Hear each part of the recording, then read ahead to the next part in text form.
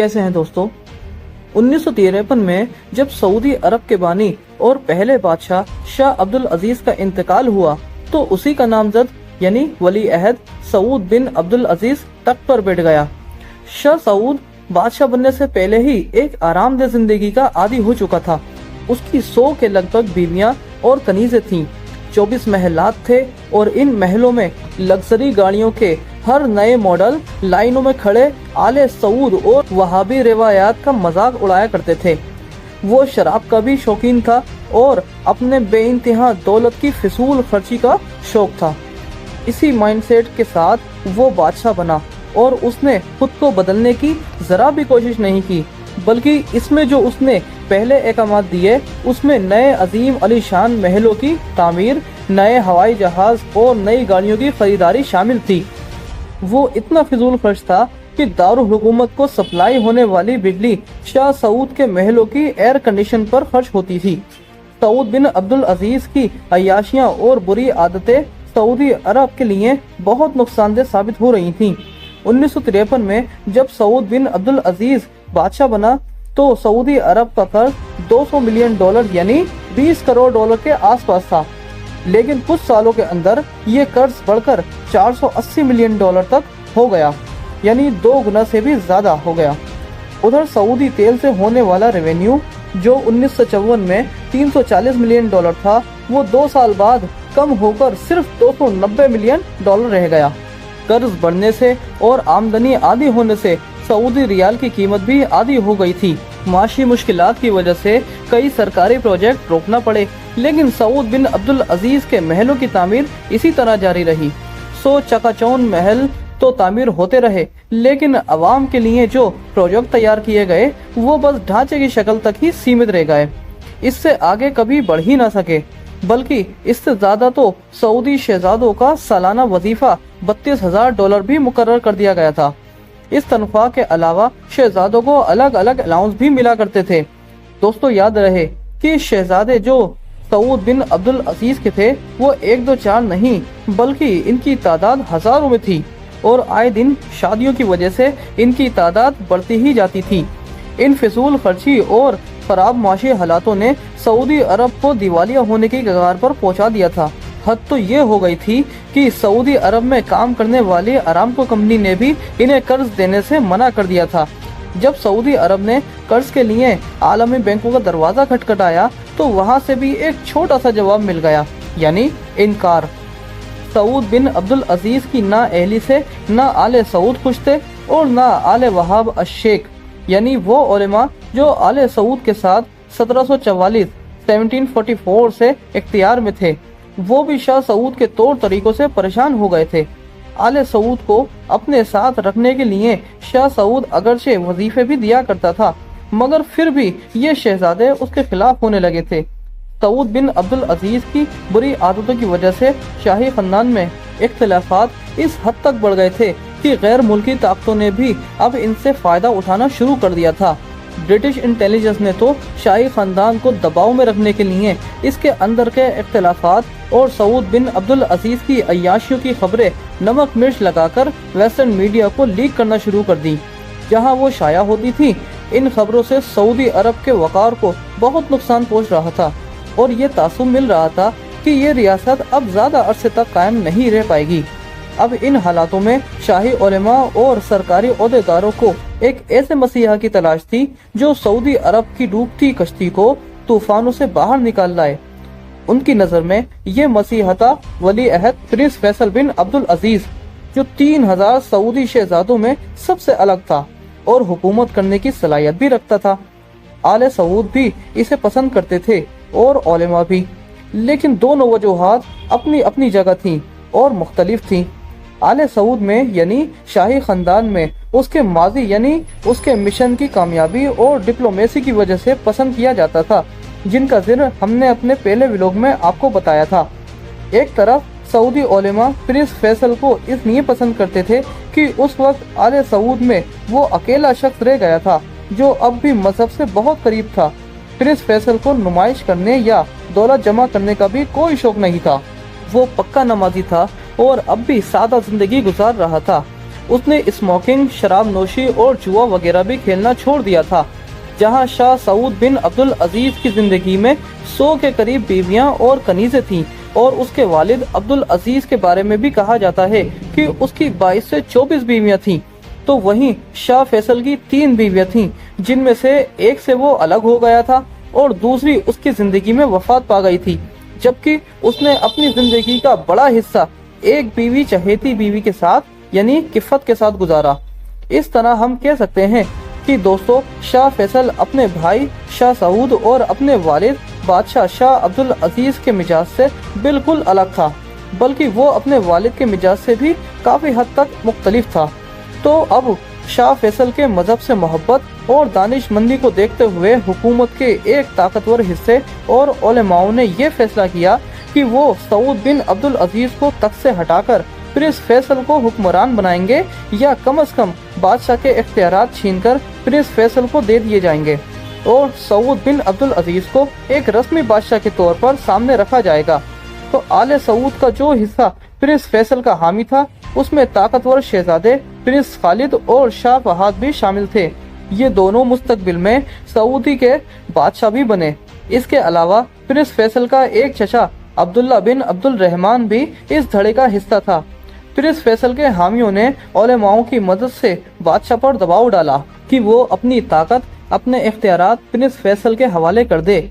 ये लोग Saud bin Abdul Aziz से इख्तियारात छीनने के लिए जबरदस्ती करने पर भी तैयार थे, लेकिन प्रिंस फैसल इसके लिए राजी नहीं था। प्रिंस फैसल अपने बड़े भाई का एहतराम करता था और उसका कहना था कि अगर आज मैंने अपने भाई से जबरदस्ती इख्तियारात छीने तो इससे एक गलत रिवायत कायम होगी और आले सऊद में भाई भाई का दुश्मन बन जाएगा। प्रिंस फैसल समझता था कि आले सऊद की ताकत उनका इत्तेहाद और इत्तेफाक ही है। अगर ये इत्तेफाक और इत्तेहाद कायम ना रहा तो ये सल्तनत भी कायम ना रह सकेगी। इसलिए प्रिंस फैसल ने ये शर्त रख दी कि हुकूमती इख्तियारात उसे मिलना ही है तो बादशाह खुद उसे ये इख्तियारात दे, ये छीने ना जाएं। कुछ ऐसा बंदोबस्त किया जाए। प्रिंस फैसल की ख्वाहिश के मुताबिक उलेमा और सऊदी शहजादों ने सऊद बिन अब्दुल अजीज पर दबाव डाला और आखिरकार 1958 में इस हवाले से एक तारीखी समझौता हुआ। यानी 24 मार्च 1958 को सऊद बिन अब्दुल अजीज ने ये ऐलान किया कि वो अपने इख्तियारात अपने भाई और वली अहद प्रिंस फैसल के हवाले कर रहा है। जब वो ऐलान कर रहा था तो उसकी एक तरफ प्रिंस फैसल बैठा था और दूसरी तरफ अब्दुल्ला बिन अब्दुल रहमान था। तो यूँ दोस्तों, प्रिंस फैसल को तमाम शाही इख्तियारात मिल गए। अब सऊदी हुकूमत में वो ऑल इन ऑल था और सऊद बिन अब्दुल अजीज एक नुमाइशी बादशाह था। शाही इख्तियारात संभालने के बाद प्रिंस फैसल के सामने 2 बड़े चैलेंज थे, जिनमें पहला चैलेंज था तबाह हो रही सऊदी मईशत को वापस खड़ा करना और दूसरा था रियासत को मॉडर्न बनाने का चैलेंज। लेकिन इन सबसे जरूरी था आले सऊद के महलों को धमाकों से उड़ा देना। ये क्या था? कहा जाता है कि प्रिंस फैसल ने अपने एक मिस्री एडवाइजर से पूछा कि इतने ज्यादा महलों का खर्च चलाना हो तो इस अखराजात को कैसे कंट्रोल किया जाए। मुशीर ने जवाब दिया कि मेरे बादशाह, इन महलों को धमाकों से उड़ा दिया जाए। प्रिंस फैसल ने आले सऊद के महलों को तो धमाकों से नहीं उड़ाया, लेकिन तमाम नए तामीर होने वाले महलों की तामीर रोक दी। इसके बाद नई लग्जरी गाड़ियों की खरीद पर भी रोक लगा दी और गैर जरूरी प्रोजेक्ट के लिए भी पैसा देना बंद कर दिया। आपको हैरानी होगी दोस्तों कि प्रिंस फैसल ने माशी हालात ठीक करने के लिए दूसरे मुल्कों से भी इकोनॉमी एक्सपर्ट बुलाए थे। इन एक्सपर्ट की मदद से सऊदी अरब की इकोनॉमी और तेल की प्रोडक्शन भी तेजी से बढ़ना शुरू हो गई थी। एक साल के अंदर यानी 1959 में सऊदी अरब में तेल की पैदावार 10% तक बढ़ गई थी। अब एक तरफ प्रिंस फैसल शाही खर्चों को कम करके मुल्क की आमदनी बढ़ा रहा था, तो दूसरी तरफ वो इदारे भी कायम कर रहा था। सिर्फ हुक्म से नहीं, बल्कि वो अपनी काबिलियत से भी ये सब कर रहा था। वो दिन में 16 घंटे एक्टिव रहता और अपने ऑफिस में ज्यादा वक्त काम करते हुए ही गुजारता था। प्रिंस फैसल ने सऊदी अरब में तमाम पुराने सरकारी महकमों को हटाकर दुनिया में मौजूद नए मॉडर्न तरीकों से कायम किया, जिसकी वजह से सरकारी मशीनरी बेहतर तरीके से काम करने लगी। फौज को जदीद तरबियत और हथियार मिलने लगे। جس کی وجہ سے ملک میں کچھ ڈسپلین اور اسٹیبلٹی کے آثار وہاں کے لوگوں کو دیکھنے کو ملے۔ پرنس فیصل کی ان کوششوں، کامیابی اور سادگی نے سعودی عوام کو بہت متاثر کیا۔ لوگ اس کی زندگی کی مثالیں دینے لگے تھے۔ شاہ سعود کے 24 محلوں کے مقابلے میں پرنس فیصل نے جدہ میں ایک محل کم خرچ والا بنایا تھا۔ اسے بھی بعد میں سرکاری گیسٹ ہاؤس ڈکلیئر کر دیا گیا تھا۔ یوں دوستو، اکنومی والے چیلنج میں تو پرنس فیصل کامیاب ہو گیا تھا، لیکن دوسرا چیلنج کچھ زیادہ کمپلیکیٹڈ تھا، مشکل تھا۔ وہ چیلنج تھا سعودی معاشرے کو ماڈرن بنانا۔ لیکن وہ ماڈرن کیوں بنانا چاہتا تھا؟ اس کی 3 وجوہات تھی، اور وہ بنیادی وجوہات تھی۔ اس کے بچپن کا وہ خواب جو اس نے لندن میں دیکھا تھا۔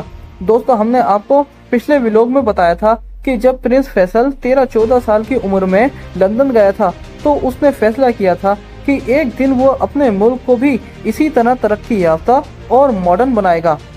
تو اب بچپن کا یہ خواب پورا کرنے کا وقت آ پہنچا تھا۔ یہ تو ہو گئی تھی ایک وجہ۔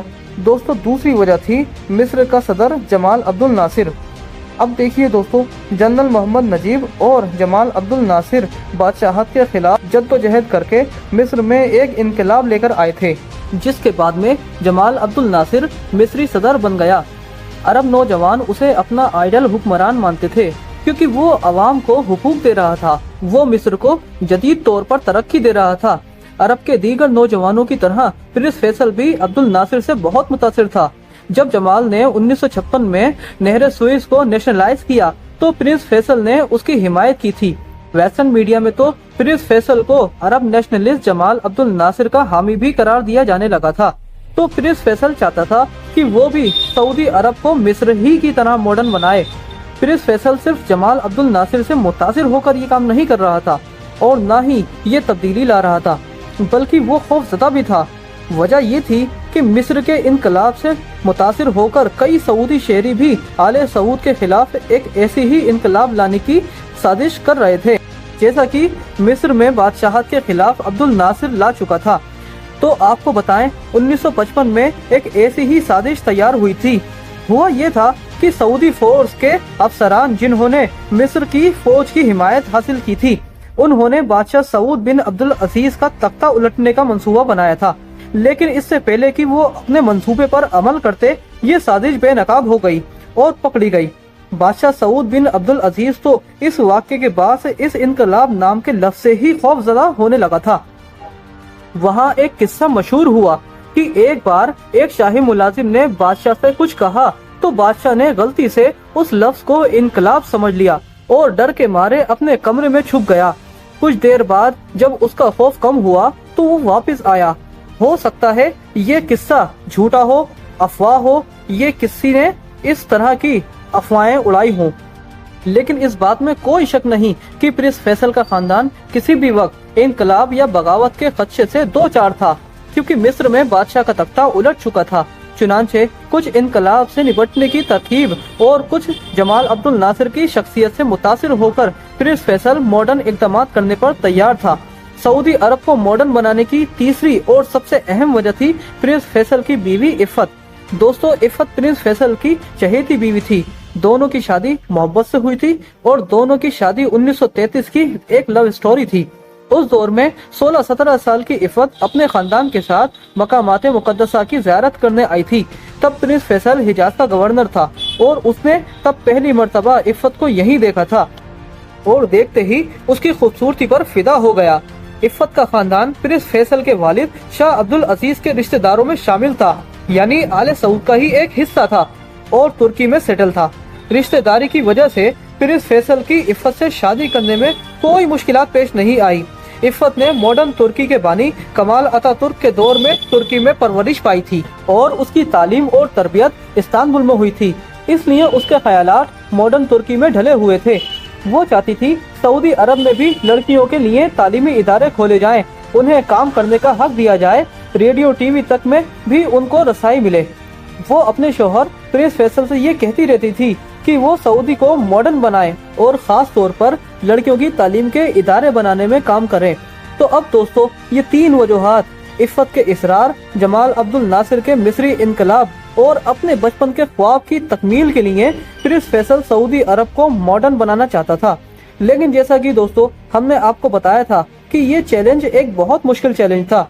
इसमें मसला ये था कि वो उलेमा यानी सऊदी अरब में आले वहाब के उलेमा जो हुकूमत में शामिल थे और जिनकी वजह से प्रिंस फैसल को शाही इख्तियारात मिले थे, वो मॉडर्निज्म को पसंद नहीं करते थे। इन लोगों ने अपने मजहब के नजरियात को सख्ती से सऊदी अरब में नाफिज कर रहा था। उस दौर में लड़कियां स्कूल नहीं जा सकती थी, मीडिया में काम नहीं कर सकती थी और सऊदी अरब में टीवी और फिल्म वगैरह तो मुकम्मल तौर पर पाबंदी थी। सऊदी अरब की पुलिस लोगों को जबरदस्ती नमाज पढ़ाती थी और उन्हें सिगरेट नोशी से रोका जाता था।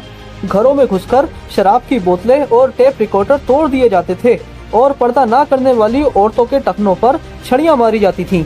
इस पुलिस ने सऊदी अरब में प्राइवेट सिनेमा घरों को भी नाकाम बना दिया था जो कुछ लोग वहां कायम कर रहे थे। तो इस तरह के माहौल में जहां मजहबी इस्टेब्लिशमेंट इतनी ताकतवर थी, वहां प्रिंस फैसल के लिए मॉडर्न रिफॉर्म करना बहुत मुश्किल था, शाही इख्तियारात होते हुए भी मुश्किल था। लेकिन इन मुश्किलात के बावजूद प्रिंस फैसल ने अपना रिफॉर्म प्रोग्राम आगे बढ़ाना शुरू कर दिया था। सबसे पहले उसने लड़कियों के स्कूल खोलना शुरू किए। 1960 में पहली बार सऊदी अरब में लड़कियों के स्कूल खोले गए, जिस पर उलेमाओं ने बहुत एहतजाज किया। प्रिंस फैसल ने कहा कि अगर आप अपनी बेटी को तालीम नहीं दिलवाना चाहते तो अपनी बेटियों को स्कूल मत भेजें, लेकिन जो लोग अपनी बेटियों को पढ़ाना चाहते हैं कम से कम उन्हें तो ऐसा करने दें। यूं प्रिंस फैसल ने किसी तरह उलेमाओं को टाल दिया या किसी तरह उन्हें कायल करने की कोशिश की। तो दोस्तों इस तरह प्रिंस फैसल ने पहला चैलेंज पार कर लिया था। अब बाकी चैलेंज थे जिनको पार करना प्रिंस फैसल के लिए जरूरी था। तो दोस्तों क्या वो चैलेंज शाह फैसल ने पार किए? ये सब हम आपको दिखाएंगे शाह फैसल की दास्तान की किस्त नंबर 3 में। दोस्तों एडोल्फ हिटलर एक फलसफी से डिक्टेटर कैसे बना और दूसरी जंग अजीम का आगाज कैसे हुआ?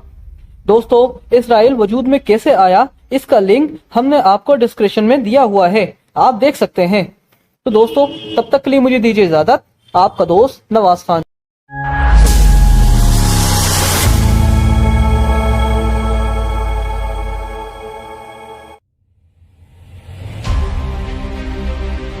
कैसे हैं दोस्तों?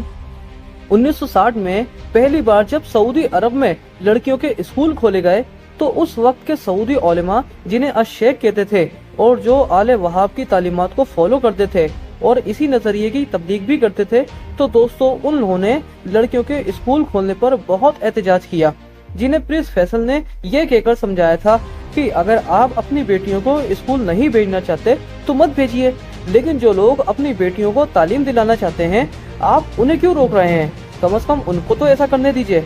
वैसे भी लड़कियों के लिए स्कूल अलग खोले गए थे, लड़कों के साथ वो नहीं पढ़ती थीं और इनमें लड़कों को जाने की इजाज़त भी नहीं थी, इसलिए उलेमा ज़्यादा एतराज़ नहीं कर सके। लेकिन उन्होंने प्रिंस फैसल को मजबूर करके ये किया कि लड़कियों के तालीमी इदारों का कंट्रोल अपने पास रख लिया, यानी अब उलेमा अल शेख लड़कियों की तालीम की निगरानी खुद करने लगे थे। उलेमा की निगरानी में चलने वाले स्कूल में लड़कियों को पढ़ने की तो इजाज़त थी, लेकिन स्पोर्ट वगैरह की इजाज़त नहीं थी, जैसा कि फुटबॉल वगैरह, इन सब चीज़ों पर मुकम्मल पाबंदी थी। बहरहाल दोस्तों सख्तगीर माहौल में लड़कियों के लिए स्कूल खुल जाना ही एक बड़ी कामयाबी थी। एक और बहुत अजीब वाकया 1963 में पेश आया। रेडियो मक्का पर पहली बार एक खातून की आवाज़ सुनी गई।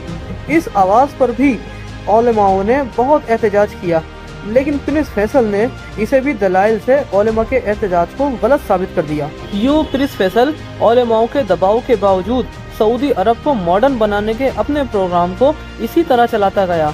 इस काम में उसकी बीवी इफ़्फ़त ने उसका पूरा साथ दिया। इफ़्फ़त के नाम पर जद्दा में एक यूनिवर्सिटी इफ़्फ़त यूनिवर्सिटी भी कायम है, जिसका इंतज़ाम किंग फैसल फाउंडेशन चलाती है। लड़कियों की तालीम और रोजगार के अलावा प्रिंस फैसल के सामने एक और चैलेंज भी था, जो पहले से भी ज्यादा मुश्किल था। ये चैलेंज था गुलामों की आज़ादी। 20वीं सदी में दुनिया के बहुत से ममालिक गुलामों की खरीद फरोख्त पर पाबंदी लगा चुके थे। यूएनओ के चार्टर के आर्टिकल 4 में भी लिखा गया था कि किसी इंसान को गुलाम नहीं बनाया जा सकता। हर किस्म की गुलामी और गुलामों की तिजारत पर पाबंदी होगी।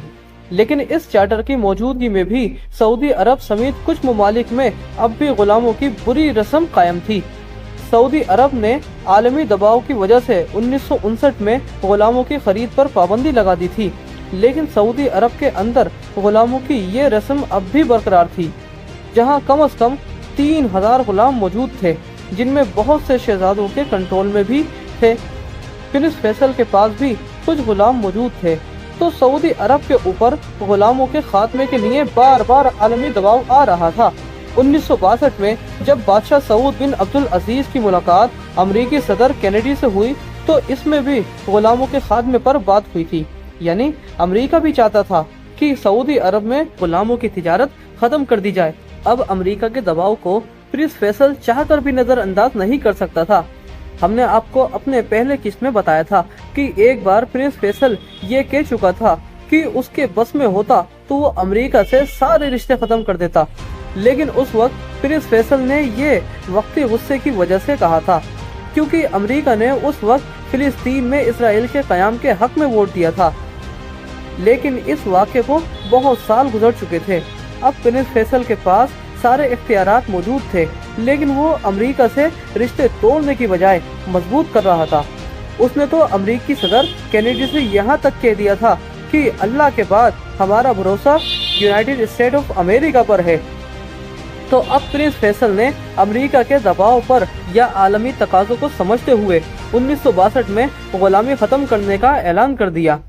इस ऐलान पर सऊदी उलेमा ने एक बार फिर सख्त एहतजाज उठाए और दलाइल से साबित किया कि मजहब में गुलामी जायज़ है, लेकिन प्रिंस फैसल ने उनकी एक न सुनी और गुलामी को आज़ाद करने के फैसले पर डट गया। रेडियो मक्का के मुताबिक प्रिंस फैसल के हुक्म पर 10,000 गुलाम आज़ाद कर दिए गए। प्रिंस फैसल गुलामों को आज़ाद करने वाले अपने इस फैसले पर इतना पुख्ता था कि उसने गुलामों की आज़ादी के लिए सऊदी शहजादों को 10-10 मिलियन डॉलर बतौर रिश्वत या कंपनसेशन भी अदा किए ताकि वो अपने अपने गुलामों को आज़ाद कर दें। तो दोस्तों 1962 वो साल था जब हजारों सालों के बाद अरब के इस खित्ते में गुलामों का खात्मा कर दिया। इस लिहाज से देखा जाए तो हम प्रिंस फैसल को सऊदी अरब का इब्राहिम लिंकन भी कह सकते हैं, क्योंकि इससे 100 साल पीछे अमेरिकी सदर इब्राहिम लिंकन ने भी बेपनाह मुखालफत के बावजूद गुलामों की खात्मे का ऐलान कर दिया था और इस काम के चलते अपनी जान भी दे दी थी। तो दोस्तों इस तरह प्रिंस फैसल ने अपने रिफॉर्म के जरिए सऊदी अरब को बदलना शुरू कर दिया था। बज़ाहिर तो सब ठीक लग रहा था, लेकिन सऊदी शाही महलों के अंदर बंद दरवाजों के पीछे एक और कश्मकश चल रही थी। इस कश्मकश की वजह था बादशाह सऊद बिन अब्दुल अजीज, जिसे प्रिंस फैसल ने अपनी सलाहियतों से एक कोने में ढकेल दिया था और वो बस एक नुमाइशी बादशाह की हैसियत इख्तियार कर चुका था। लेकिन अब ये नाम निहाद बादशाह अपने इख्तियारात वापस लेने के लिए सड़तोड़ कोशिश करने लगा था।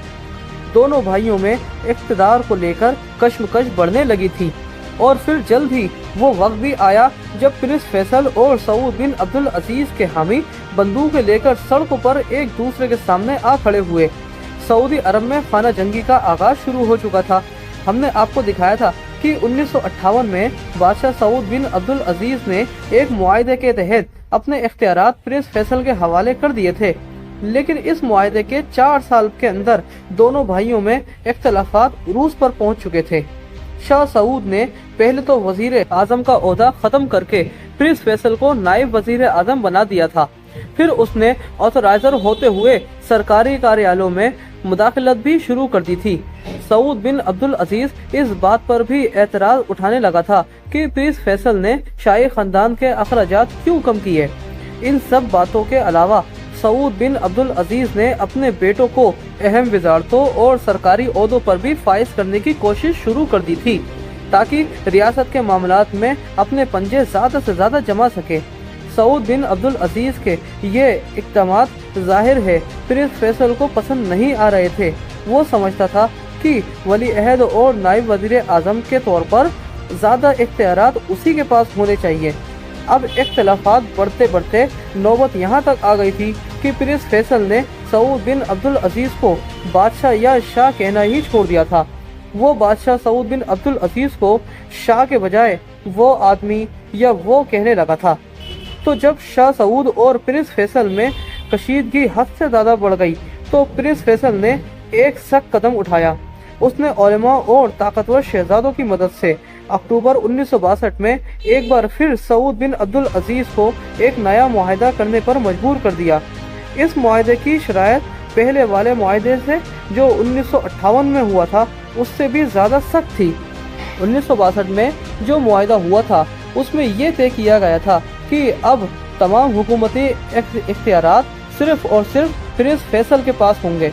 सऊद बिन अब्दुल अजीज प्रिंस फैसल के फैसलों पर सिर्फ अपने दस्तखत करेगा और कोई हुक्म जारी नहीं कर सकेगा।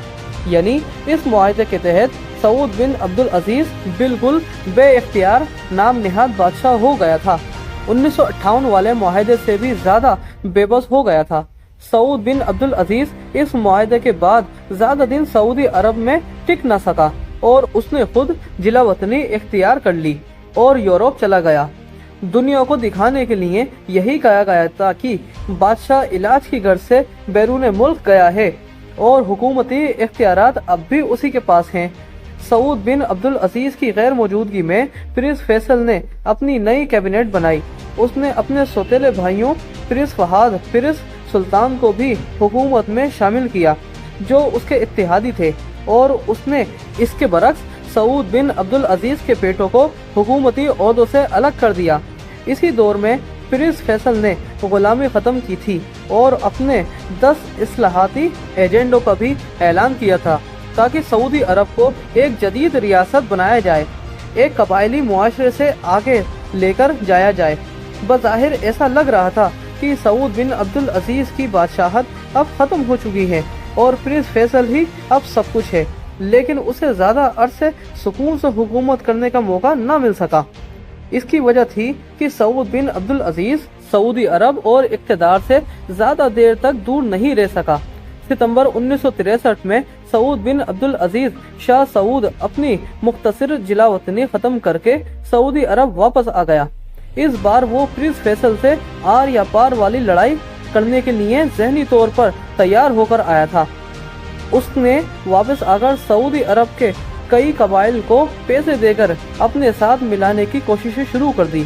उसने अपने हामियों को कुछ ही अरसे में 30 या 40 मिलियन पाउंड्स की रकम भी पेश की।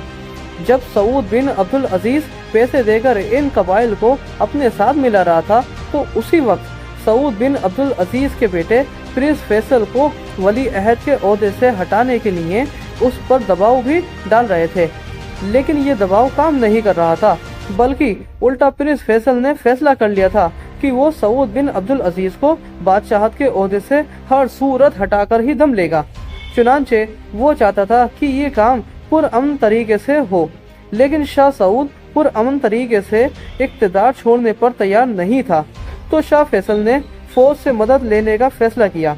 लेकिन अब ऐसा था कि सऊदी फौज भी अब सियासी झगड़े की वजह से तकसीम हो गई थी। सऊदी अरब की अलर्ट फोर्स बादशाह सऊद बिन अब्दुल अजीज की वफादार थी और नेशनल गार्ड्स पर शाह फैसल का हुक्म चलता था। अब शाह फैसल नेशनल गार्ड्स को लेकर शाह सऊद के रियाज में कायम महल अन नसीरिया की तरफ चल पड़ा। शाह सऊद को जब इसकी भनक पड़ी तो उसने 800 गार्ड्स को अन नसीरिया महल के बाहर अलर्ट कर दिया। गार्ड्स ने पोजीशन संभाल ली। उधर शाह फैसल के हामी नेशनल गार्ड्स जो कि सैकड़ों सिपाही थे, उन्होंने भी अन नसीरिया के बाहर रॉयल गार्ड्स के सामने पोजीशन ले ली। सऊदी तारीख में यह पहला मौका था जब सऊदी फोर्स ने एक दूसरे पर ही बंदूकें तान ली थी। ऐसा लगता था कि अब सऊदी अरब में खाना जंगी शुरू होने ही वाली है। चुनांचे इस मौके पर ताकतवर सऊदी शहजादों और उलेमाओं ने मुदाखलत की थी और खाना जंगी से बचने के लिए उन्होंने शाह सऊद को एक खत लिखा जिसमें लिखा था कि मामलात 1962 में किए गए मुआहदे के मुताबिक चलेंगे, यानी सऊद बिन अब्दुल अजीज सिर्फ नुमाइशी हुक्मरान होगा, वो कोई इख्तियारात इस्तेमाल नहीं कर सकता। शहजादों और उलेमाओं की मुदाखलत की वजह से फौरी तौर पर आले सऊद के बीच कोई लड़ाई नहीं हुई, लेकिन दोनों तरफ दुश्मनी बढ़ती चली गई। मार्च 1964 यानी कि 1964 में शाह सऊद ने प्रिंस फैसल को एक खत लिखकर मुतालबा किया कि उसे सऊदी शाह के तौर पर इज्जत दी जाए।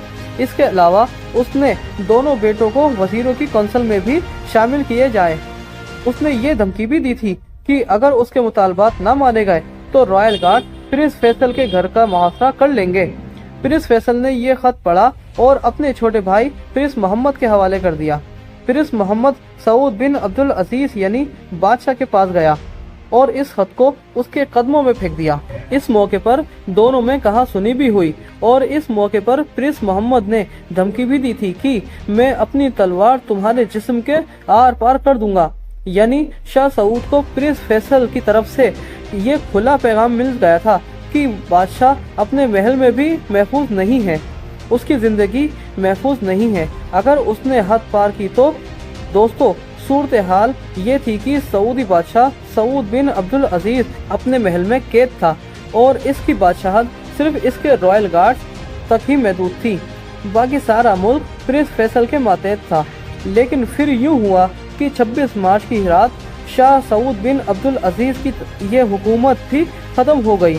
प्रिंस फैसल ने रॉयल गार्ड्स की कमान prince Saud bin Abdul Aziz से छीनकर अपने वफादार commander major general Usman Hamid के हवाले कर दी।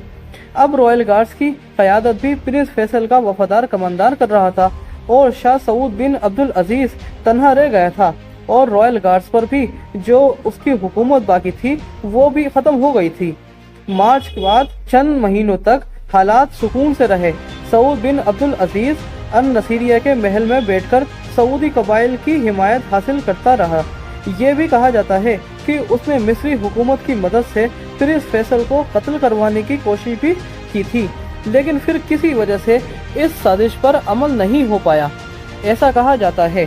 तो जब बादशाह सऊद बिन अब्दुल अजीज अपनी प्लानिंग कर रहा था और दूसरी तरफ शाह फैसल रियाज छोड़कर जद्दा चला गया था तो सियासी महाज पर एक डेडलॉक पैदा हो गया, मगर ये लोग ज्यादा देर बरकरार नहीं रहा। अक्टूबर 1964 में प्रिंस फैसल रियाज वापस आ गया और इस बार वो सऊद बिन अब्दुल अजीज को तख्त से हटाने के लिए ज़हनी तौर पर तैयार होकर आया था।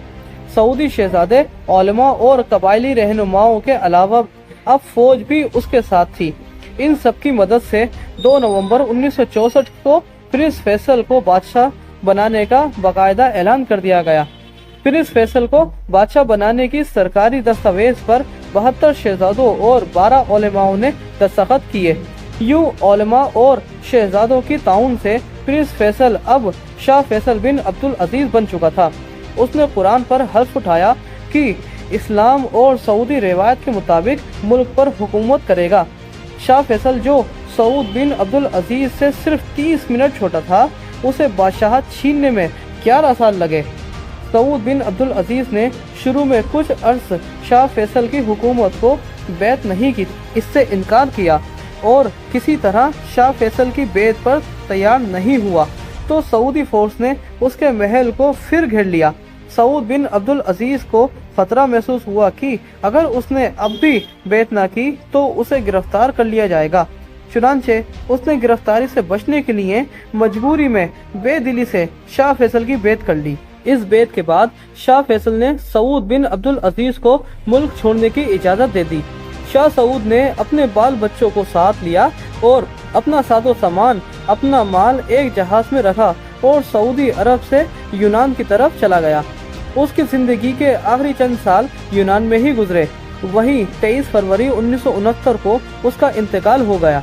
यूं दोस्तों, प्रिंस फैसल और शाह सऊद के बीच ताकत को लेकर इक्तदार की जो लड़ाई चल रही थी, इसका एक वर्जन और भी है। इस वर्जन को सादा ज़बान में कहें तो शाह सऊद को प्रिंस फैसल ने बुरी आदतों की वजह से नहीं हटाया था, बल्कि असल वजह ये थी कि शाह अब्दुल अजीज की मौत के बाद उसके दोनों बेटों में सियासी इख्तलाफात शुरू हो गए थे। इसकी वजह ये थी कि शाह अब्दुल अजीज अपनी जिंदगी में पावर शेयरिंग का या पावर ट्रांसफर का कोई ऐसा फॉर्मूला नहीं बना सका था जिससे उसके बेटे मुतमईन हो जाते और आले सऊद के बीच आइंदा बादशाहत का झगड़ा बिल्कुल ही खत्म हो जाता। यही वजह थी कि उसके जानशीन सऊद बिन अब्दुल अजीज और प्रिंस फैसल में पहले दिन से ही इख्तियारात की जंग शुरू हो गई थी, जिसमें दोनों एक दूसरे पर मुखालिफत इल्जामात लगाते रहते थे। یہ جنگ بعد میں سعود بن عبد العزیز کے اقتدار کے خاتمے کے باعث بنی اور اقتدار پرنس فیصل کو ملا۔ تو دوستو، تاریخ کے یہ دونوں ورژن ہم نے آپ کے سامنے رکھے ہیں۔ آپ جسے چاہیں صحیح مان لیں کہ پرنس فیصل نے سازش کر کے اپنے بھائی سعود بن عبد العزیز کی بادشاہت کو ختم کیا تھا، یا واقعی وہ اس کا اہل تھا اور لوگ اس کی صلاحیتوں کی وجہ سے اس کے ساتھ تھے۔ یہ دونوں ورژن آپ کے سامنے ہیں، لیکن دوستو، تاریخی حوالوں کی موجودگی میں اتنا تو یقین سے کہا جا سکتا ہے کہ آج جب یہ دونوں نہیں رہے تو شاہ فیصل بہرحال شاہ سعود سے تاریخی طور پر قابلیت حکمران ثابت ہوا، لیکن پھر بھی یہ حکومت اس کے لیے پھولوں کی سیج نہیں تھی بلکہ کانٹوں کا بستر تھا۔ سلطنت سنبھالتے ہی شاہ فیصل کی طاقتور مذہبی اسٹیبلشمنٹ سے آل الشیخ سے لڑائی چھڑ گئی۔ سعودی مذہبی اسٹیبلشمنٹ کے ایک طاقتور حصے کی طرف سے ایک ایسا فتویٰ، ایسا بیان آیا جس سے سعودی حکومت کو عالمی طور پر شرمندگی کا باعث بنا دیا۔ دوستو، اسرائیل اور شاہ فیصل میں دشمنی کیسے شروع ہوئی، یہ سب ہم آپ کو دکھائیں گے شاہ فیصل کی داستان کی اگلی قسط میں۔ تب تک کے لیے مجھے دیجیے اجازت، آپ کا دوست نواز خان۔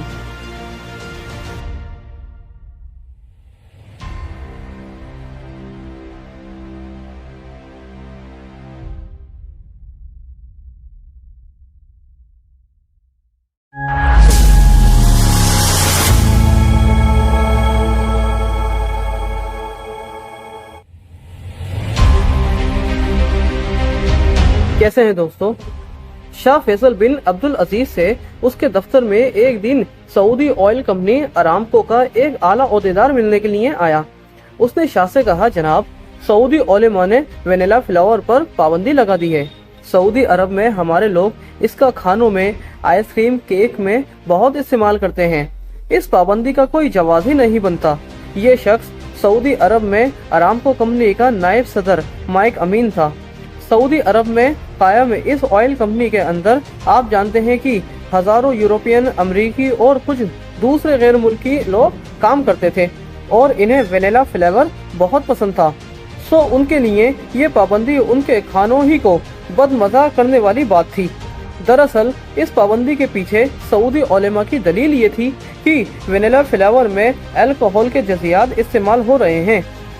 ارامکو کے وائس پریزیڈنٹ کے مطابق شاہ فیصل نے اسی وقت فون اٹھایا اور وینیلا پر پابندی کا فیصلہ واپس کرا دیا۔ اس فوری فیصلے سے سعودی عرب میں وینیلا فلیور تو بچ گیا، لیکن سعودی علماء اور شاہ فیصل کے تعلقات اور بھی زیادہ خراب ہو گئے، یہاں تک کہ سعودی علماء اور آل شیخ نے زمین کی گردش کو مسترد کیا، ٹی وی اسٹیشن کے قیام پر ہنگامہ کھڑا کیا اور خواتین کے حقوق کے راستے میں دیوار بن کر کھڑے ہو گئے۔ شاہ فیصل نے اس جذبات سے بکھرے ہوئے بحرانوں کا مقابلہ کیسے کیا؟ پھر وہ کون سی آگ تھی جس کی وجہ سے شاہ فیصل کے ہونٹوں کی ہنسی غائب ہو گئی؟ میں ہوں نواز خان اور سامر خان ولاگ کی سیریز شاہ فیصل کون تھا کی 4 ایپیسوڈ میں ہم آپ کو یہی سب دکھا رہے ہیں۔ اگر آپ نے ہمارے چینل کو سبسکرائب نہیں کیا ہے تو جلدی سے سبسکرائب کر لیں اور بیل آئیکن کے بٹن کو دبانا نہ بھولیں۔ دوستو، 1964 میں جب شاہ فیصل سعودی عرب کا بادشاہ بنا تو اس کے سامنے 4 بڑے چیلنجز تھے جو اسے ہر حال میں فیس کرنا تھے۔ پہلا چیلنج تھا سعودی عرب میں علماء کو ناراض کیے بنا سعودی عرب میں ماڈرنزم پھیلانا اور اس دوران کمیونسٹ انقلابیوں کو بھی کنٹرول کرنا۔ یہ اس لیے ضروری تھا کہ سعودی عرب کے ساتھ ہی مصر میں جمال عبد الناصر اور نجیب بادشاہت کا تختہ الٹ کر ایک سوشل انقلاب لا چکے تھے، جس کے بعد عرب دنیا کے تمام بادشاہوں کو یہی خطرہ تھا کہ ان کے لوگ بھی بادشاہت کے خلاف کہیں اٹھ کھڑے نہ ہو جائیں۔ تو شاہ فیصل کو ایسے سعودی جذباتی نوجوانوں کے لیے ماڈرنزم ریفارم بھی کرنا تھے تاکہ انہیں کسی بغاوت کے بنا ہی وہ سب کچھ مل جائے جو وہ انقلاب کے ذریعے حاصل کرنا چاہ رہے تھے، اور اسی دوران اسلام پسندوں کے بھاری پتھر کو بھی اسے اٹھانا تھا کیونکہ وہ جدید اصلاحات کو غیر اسلامی سمجھ رہے تھے۔ تو یہ ہو گیا دوستو پہلا چیلنج۔ شاہ فیصل کے سامنے دوسرا چیلنج سعودی عرب کے ہمسایہ ملک یمن میں 1962 سے جاری خانہ جنگی تھا۔ اس سول وار میں کچھ ایسے گروپ بھی تھے جو سعودی عرب کے خلاف تھے اور انہیں مصر سے بھرپور مدد مل رہی تھی۔ शाह फैसल को इन्हें भी ताकत में आने से रोकना था, ताकि सऊदी अरब के बॉर्डर पर कहीं इसके दुश्मनों की हुकूमत ही न बन जाए। उसके सामने तीसरा बड़ा चैलेंज था इसराइल की बढ़ती हुई ताकत से अरब ममालिक को बचाना, क्योंकि इसराइल अमेरिका की हिमायत से और अपनी एलानिया मदद से अपना रकबा बढ़ाता चला जा रहा था और इन मंसूबों पर काम कर रहा था। शाह फैसल के सामने चौथा बड़ा चैलेंज था एक मुस्लिम ब्लॉक का कयाम, जिसमें अरब ममालिक के अलावा गैर अरब ममालिक जैसे कि इंडोनेशिया, पाकिस्तान वगैरह भी शरीक किए जाएं। शाह फैसल इस मुस्लिम ब्लॉक के जरिए मुसलमान ममालिक को एक आलमी ताकत बनाना चाहता था, ताकि वो इसराइल जैसे चैलेंज से निपटने के लिए एक साथ काम कर सके। इन 4 चैलेंज के साथ शाह फैसल ने अपनी बादशाहत का आगाज कर दिया। अपनी हुकूमत के पहले ही बरस उसे पहले ही चैलेंज से वास्ता पड़ गया, यानी उलेमा के साथ उसकी कश्मकश शुरू हो गई। वैसे भी वो बादशाह बनने से पहले ही उलेमा की मुखालफत के बावजूद सऊदी अरब में लड़कियों के स्कूल कायम कर चुका था, जिसकी कहानी आप पिछली किस्त में भी देख चुके हैं। अब जबकि वो बादशाह बन चुका था तो उसने नई इस्लाहात का अमल और भी तेज कर दिया, लेकिन इन इस्लाहात के खिलाफ मजहबी तबके की मजामत भी फौरी तौर पर सामने आने लगी, बल्कि ये तबका ज़बानी मुखालफत से आगे बढ़कर तशद्दुद यानी वायलेंस पर उतर आया था। इस तरह के रवैये का अमली मुजाहिरा तब हुआ जब सऊदी अरब में पहला टीवी स्टेशन कायम किया गया। शाह फैसल ने अपने रिफॉर्म एजेंडे के तहत 1965 में सऊदी अरब में टीवी का आगाज किया। शाह फैसल का ख्याल था कि टीवी की नशरियात से तालीम को फायदा पहुंचेगा। इसके अलावा टीवी से आले सऊद के कारनामों की नुमाइश भी हो सकेगी, जिससे सऊदी हुकूमत मजबूत होगी। चुनांचे शाह फैसल के हुक्म पर रियाज में पहला टीवी स्टेशन कायम किया गया, लेकिन मजहबी तबके को शाह फैसल का ये काम एक नजर भी न भाया। टीवी स्टेशन का कायम जिसे मजहबी तबके के लिए एक रेड लाइन क्रॉस करना जैसा अमल था। उनकी नज़र में टेलीविजन हराम था, क्योंकि इस पर इंसानों की तस्वीरें हरकत करती हुई नजर आती थीं। अब उनके नज़दीक जहां तस्वीर हराम थी तो इस लिहाज से टीवी ज़्यादा हराम था। फिर वो ये भी यकीन रखते थे कि टेलीविज़न से फहाशी फैलती है। यही वजह थी कि सख्तगीर सऊदी उलेमा टेलीविज़न को शैतानी मशीन समझते थे और कहते थे। चुनांचे जब शाह फैसल ने टेलीविज़न स्टेशन कायम किया तो इसकी ट्रांसमिशन रोकने के लिए सऊदी अरब में हंगामे शुरू हो गए। तो दोस्तों, यहाँ आता है शाह फैसल की जिंदगी का सबसे अहम टर्निंग पॉइंट। वो ये कि इस हंगामों में आले सऊद के कुछ ऐसे शहजादे भी शामिल हो गए थे जो सख्तगीर मजहबी ख्यालात रखते थे। ऐसे ही एक शहजादे का नाम था खालिद बिन मसाद अल सऊद। खालिद का वालिद मसाद अब्दुल अजीज का बेटा था। इस लिहाज से खालिद बिन अब्दुल मसाद शाह फैसल का भतीजा था। तो शहजादा खालिद ने 100 लोगों के साथ मिलकर सऊदी टेलीविजन स्टेशन पर हमला कर दिया और यहाँ उसने फायरिंग भी की थी। टीवी स्टेशन की हिफाजत के लिए मौजूद सिक्योरिटी गार्ड ने हमलावरों पर जवाबी फायरिंग कर दी। अब हुआ ये कि इस जवाबी फायरिंग में खालिद बिन मसाद मारा गया। एक सऊदी शहजादे की मौत ने सऊदी अरब में कोहराम मचा दिया। आले सऊद में भी कई शहजादे इस वाक़े के बाद शाह फैसल से सख्त नाराज हो गए थे। शाह का सौतेला भाई मसाद बिन अब्दुल अजीज, जिसका बेटा मारा गया था, वो गुस्से में भरा हुआ शाह फैसल के पास आया और उसने बदले का इंसाफ मांगा। उसने कहा, जिस सिपाही ने मेरे बेटे को गोली चलाई है उसे भी मौत की सजा दी जाए। लेकिन शाह फैसल ने अपने भाई का ये मुतालबा नामंजूर कर दिया। उसने कहा, तुम्हारा बेटा कानून तोड़ रहा था, उसके साथ बदकिस्मती से यही होना था जो हुआ। यानी शाह फैसल ने टीवी वाले मामले पर किसी भी कॉम्प्रोमाइज से इनकार कर दिया। शाह फैसल के इस सख्तगीर फैसले के बाद फिर किसी की हंगामा करने की हिम्मत नहीं हुई। शाह फैसल ने टीवी वाले मामले पर स्टैंड तो ले लिया था, लेकिन हकीकत ये थी कि वो उलेमाओं का दबाव मुकम्मल तौर पर नजरअंदाज भी नहीं कर सकता था, क्योंकि ये उलेमा आले मोहम्मद बिन अब्दुल वहाब से ताल्लुक़ रखते थे और आले सऊद के साथ सदियों से इक़्तिदार में शामिल थे। सऊदी अवाम पर भी इनका गहरा असर था। इसलिए शाह फैसल जहां एक तरफ इस्लाहात कर रहा था तो वही वो आले शेख यानी मजहबी इस्टेब्लिशमेंट को भी खुश करने की भरपूर कोशिश कर रहा था। उसने उलेमाओं को मुतमईन करने के लिए टीवी पर रोमांटिक सीन या अल शेख के मुताबिक खिलाफ मजहबी क्लिप दिखाने पर भी पाबंदी लगा दी थी। टीवी पर कुरान करीम की तिलावत भी बाकायदा दिखाई जाने लगी थी। तमाम गैर मुल्की प्रोग्राम, यहाँ तक कि बच्चों के कार्टून मिक्की माउस भी सेंसर करके बच्चों को दिखाई जाती थी। ٹی وی کے حوالے سے علماء کا دوسرا اعتراض تھا لڑکیوں کی ملازمت یعنی نوکری کرنا۔ علماء اب خواتین کی نوکری کو بھی اچھی نظر سے نہیں دیکھتے تھے، جبکہ شاہ فیصل تو ویمن کے امپلائمنٹ کے حق میں تھا۔ اسی کے دور میں خواتین کو جاب ملنا شروع بھی ہو گئی تھی، یہاں تک کہ خواتین اب ٹیلی ویژن اسکرین پر بھی دکھائی دینے لگی تھیں۔ نوال بخش وہ پہلی خواتین تھی جس نے 1966 میں پہلی بار ٹی وی اسکرین پر نوکری کی تھی۔ شاہ فیصل یہ سب اصلاحات اپنی نگرانی میں کروا رہا تھا، لیکن ساتھ میں وہ ایسا بیانات بھی دے رہا تھا جس سے لگتا تھا وہ سعودی مذہبی اسٹیبلشمنٹ کو بھی ناراض نہیں کرنا چاہتا۔ ایک بار اس نے کہا کہ خواتین نئی نسل کی تعلیم اور دیکھ بھال کے لیے زیادہ مفید ہو سکتی ہیں۔ ہم نہیں سمجھتے کہ دفتروں اور ہوائی جہاز میں ایئر ہوسٹس وغیرہ کی حیثیت میں کام کرنا زیادہ بہتر ہے۔ اسی طرح شاہ فیصل نے شاہی حکم نامے کے ذریعے سعودی نوجوانوں کو ہدایت دی تھی کہ وہ اپنے لباس اور رویے کا خیال رکھیں۔ سعودی عرب میں کرسمس ٹری بیچنے پر بھی پابندی لگا دی گئی تھی۔ سعودی ملازمین پر بھی باجماعت نماز اور تعلیمی اداروں میں طالبات کے لیے پردہ بھی لازمی کر دیا گیا تھا۔ مذہبی میدان میں شاہ فیصل کا سب سے بڑا کارنامہ شاید یہ تھا کہ اسی کے دور میں خانہ کعبہ کی توسیع کا کام مکمل ہوا تھا۔ یہ کام شاہ فیصل کے والد عبدالعزیز کے دور میں ہی شروع ہو چکا تھا، لیکن دھیرے دھیرے تھوڑی رفتار سے جاری تھا۔ شاہ عبدالعزیز نے اپنے بیٹوں کو بھی نصیحت کی تھی کہ وہ مسجد الحرام کی توسیع کے کام کو جاری رکھیں۔ شاہ فیصل نے 1973 تک اس پروجیکٹ کو مکمل کر لیا تھا۔ اسی طرح خانہ کعبہ کے آس پاس کی بہت سی عمارتوں کو گرا کر طواف کی جگہ کو بڑھا دیا گیا تھا۔ پہلے طواف کی جگہ 29,000 اسکوائر فٹ تھی، لیکن 1973 تک یہ جگہ 1,63,000 اسکوائر فٹ ہو چکی تھی۔ شاہ فیصل نے ایک اور کام یہ کیا کہ شاہی خاندان میں خادم الحرمین شریفین کا ٹائٹل پہچان کے طور پر رکھ لیا۔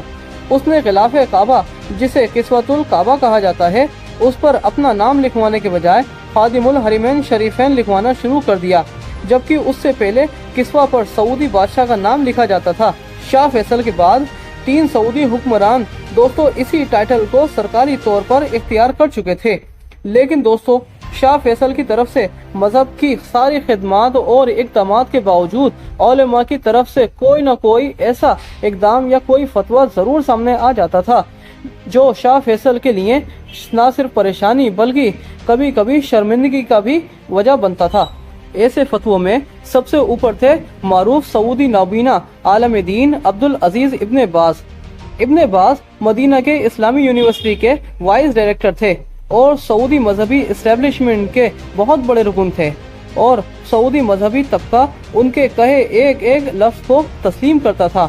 مطلب یہ کہ وہ آل شیخ کا حصہ تو نہیں تھے، لیکن پھر بھی وہ سعودی علماء میں ایک طاقتور حیثیت رکھتے تھے، اور انہیں اگنور کرنا بادشاہ کے لیے بھی آسان نہیں تھا۔ وہ علماء کے مطالبات حکومت تک پہنچانے کے لیے شاہ فیصل سے ملاقاتیں بھی کیا کرتے تھے۔ اب معاملہ یہ تھا، ابن باز جدید تعلیم جو سائنس سے متعلق تھی اس کے سخت خلاف تھے۔ انہوں نے ایک بار ایک آرٹیکل لکھا جس میں ریاض یونیورسٹی کے پروفیسر پر تنقید کی گئی تھی۔ انہوں نے لکھا تھا کہ یہاں کے پروفیسر جھوٹ پڑھا رہے ہیں کہ زمین سورج اپنے مدار کے آس پاس گھومتی ہے۔ ابن باز نے لکھا کہ قرآن پاک پیغمبر اسلام کی تعلیمات، مسلم سائنسدانوں کی اکثریت کا نظریہ اور اصل حقیقت یہی ہے کہ دراصل یہ زمین نہیں سورج ہے جو اپنے پروردگار کے حکم سے اپنے مدار میں چکر لگا رہا ہے، جبکہ زمین رکی ہوئی ہے اور ایک جگہ پر فکس ہے۔ ابن باز کا یہ پوائنٹ 2 سعودی اخبار میں شائع ہوا۔ جب شاہ فیصل کو مولانا ابن باز کی اس تحریر کا علم ہوا تو انہوں نے حکم دیا کہ ان 2 اخبار کی جو بھی کاپیاں ملیں انہیں ضائع کر دیا جائے۔ شاہ فیصل کے حکم پر ان اخبارات کی جو بھی کاپیاں دستاویز ملے انہیں ضائع کر دیا گیا، لیکن دوستو اس وقت تک جو ہونے والی واردات تھی وہ سب ہو چکی تھی۔ ابن باز کا فتویٰ آرٹیکل پوری دنیا میں پھیل چکا تھا۔ دوستو اس کے بعد کیا ہوا؟ مصر کے صدر جمال عبد الناصر کی نظریات اور خیالات سعودی قوم کے بارے میں کس درجے پر تھے اور کس طرح تھے، یہ سب ہم آپ کو دکھائیں گے سامر خان ولاگ کی سیریز شاہ فیصل کون تھا کی قسط نمبر 5 میں۔ تب تک کے لیے مجھے دیجیے اجازت، آپ کا دوست نواز خان۔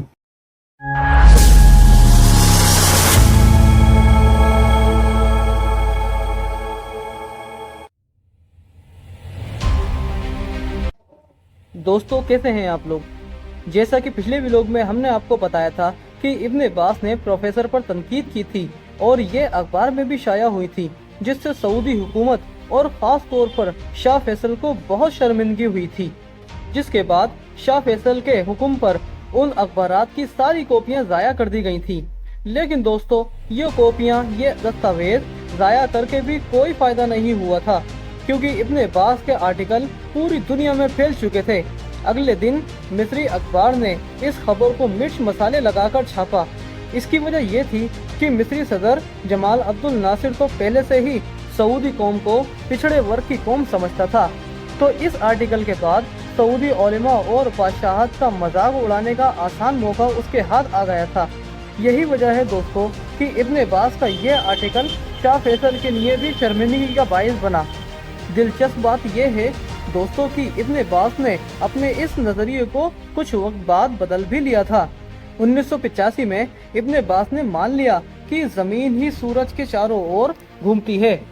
अब हुआ यूं था कि मौजूदा शाह सुलेमान का बेटा प्रिंस सुल्तान 1985 में अमेरिका स्पेस शटल डिस्कवरी में बैठकर खला की सैर को गया था।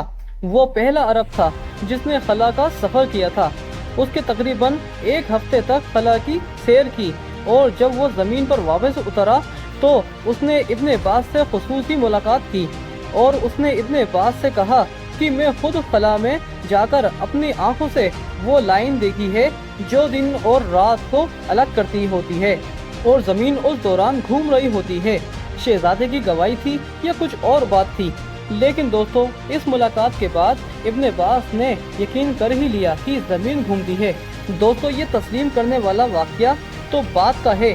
शाह फैसल की जिंदगी इब्न अब्बास का सख्त रवैया बरकरार था और सऊदी उलेमा कदम कदम पर शाह फैसल की मॉडर्न रिफॉर्म के रास्ते में खड़े हो जाते थे। फिर भी शाह फैसल सऊदी अरब को छोटे छोटे कामों से तरक्की देता रहा, जैसा कि टेलीविजन स्टेशन उसने बहरहाल कायम किया और खवातीन की तालीमात, उनकी नौकरी को उसने जारी रखा और इस तरह के दूसरे काम भी किए।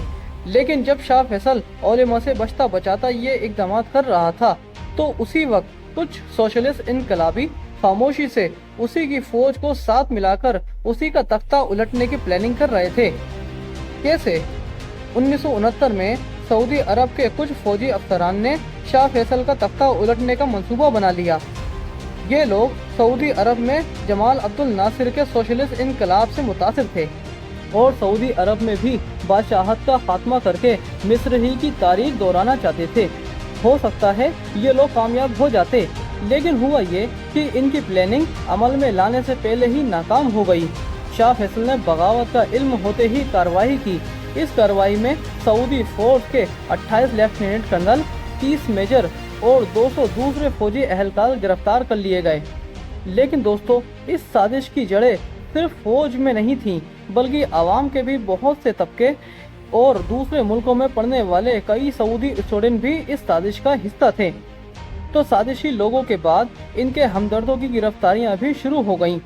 सऊदी अरब के 2000 स्टूडेंट जो दूसरे मुल्कों में तालीम हासिल कर रहे थे, उन्हें भी मुख्तलिफ बहानों से वापस सऊदी अरब बुलाया गया और गिरफ्तार कर लिया गया। इस साजिश में शामिल कई लोगों को तो सजाए मौत दे दी गई, जिनमें 2 कर्नल भी शामिल थे। यूं शाह फैसल इक़्तिदार पर अपनी पकड़ मजबूत करने में कामयाब रहा। तो दोस्तों शाह फैसल ने अपने पहले चैलेंज को इस तरह कामयाबी से पूरा किया, यानी उलेमा से लड़ाई भी नहीं की और धीरे धीरे अपने रिफॉर्म जारी भी किए। दूसरी तरफ उसने सोशलिस्ट को पूरी तरह कुचल कर रख दिया और आले सऊद को सबसे ताकतवर उस वक्त के इनकलाब से बचा भी लिया। अब शाह फैसल के सामने दूसरा चैलेंज था यमन की खाना जंगी। यमन की ये खाना जंगी शाह फैसल के बादशाह बनने से 2 साल पहले ही शुरू हो चुकी थी, जब वो वली-ए-अहद था और इफेक्टेड हुक्मरान भी वही था। सारे इख्तियारात उसी के पास थे। ये मामला उस वक्त ज़्यादा गंभीर हो गया जब मिस्र के सदर जमाल अब्दुल नासिर ने यमन की मदद के लिए 70,000 मिस्री फौजी यमन में उतार दिए। यमन में मिस्री एयरफोर्स भी तैनात कर दी गई थी, जिसके तैयारे सऊदी अरब के सरहदी इलाकों में बमबारी करने लगे थे। तो ये वो मामला था जिससे शाह फैसल को डील करना था और उसने इस खतरे से निपटने के लिए طاقت کے استعمال کا فیصلہ کیا۔ اس نے سعودی فوج کو میدان میں اتار دیا۔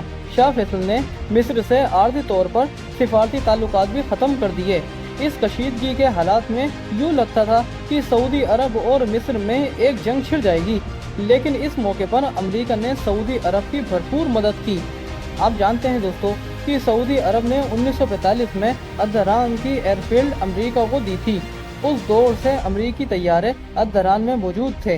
ان امریکی طیاروں نے یمن کی سرحد کے ساتھ پیٹرولنگ کر کے سعودی ایئر فیلڈ کی حفاظت کرنا شروع کر دی تھی۔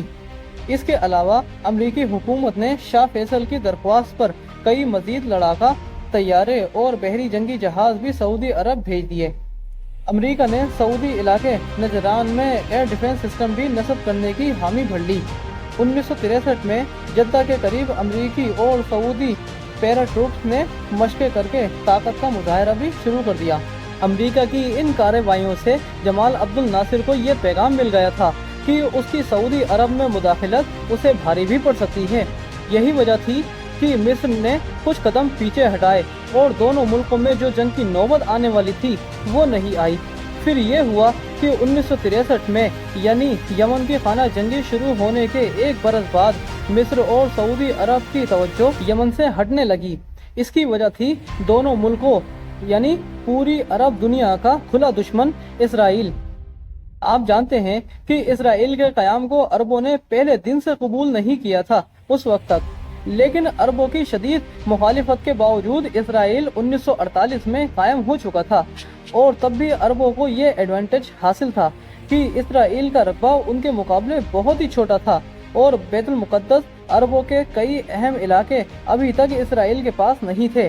بیت المقدس اور مغربی کنارے پر اردن کا کنٹرول تھا اور غزہ پر مصر کا۔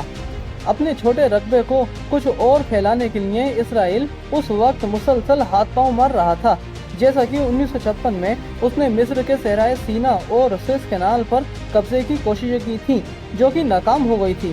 اسی طرح چونکہ اسرائیل کی زمین بہت ہی بنجر تھی، جہاں پانی نہ ہونے کے برابر تھا، اور آج بھی یہی صورتحال ہے، اس لیے اسرائیل کا ایک خفیہ منصوبہ تھا کہ وہ شام، اسرائیل، فلسطین اور اردن کو سیراب کرنے والے دریائے اردن کا رخ موڑ کر ڈاؤن اسٹریم کا پانی روک دے گا اور اپنے پاس ذخیرہ کر لے گا۔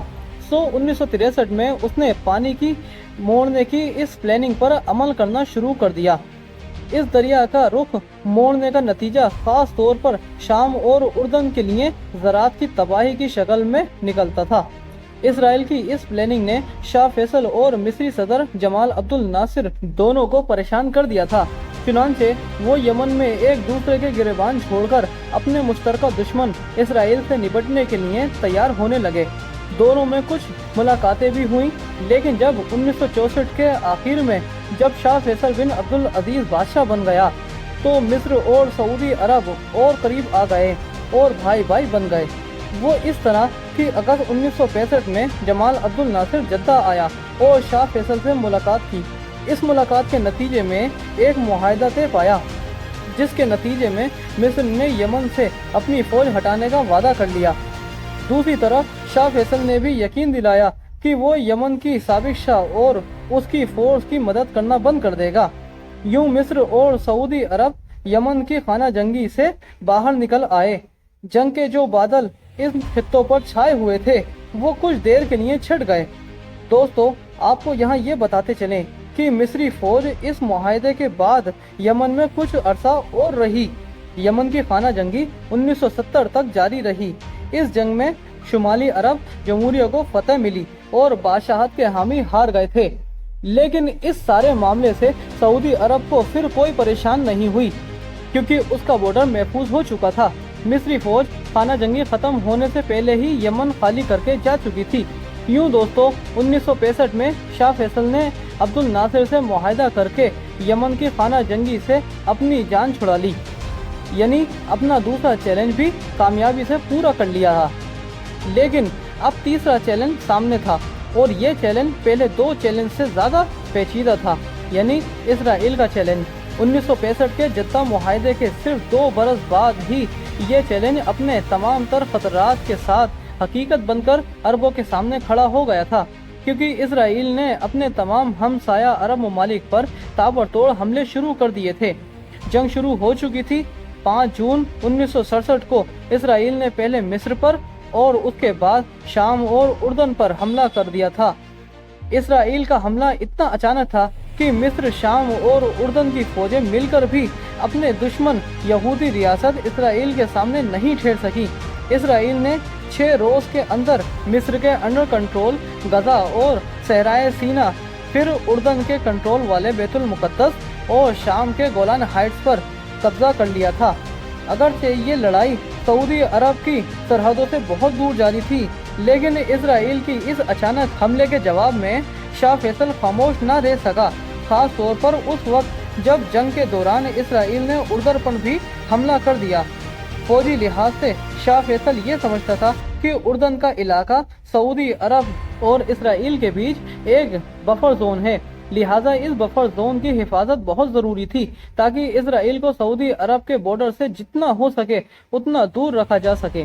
اس لیے شاہ فیصل نے 3000 سعودی فوجی اردن بھیج دیے۔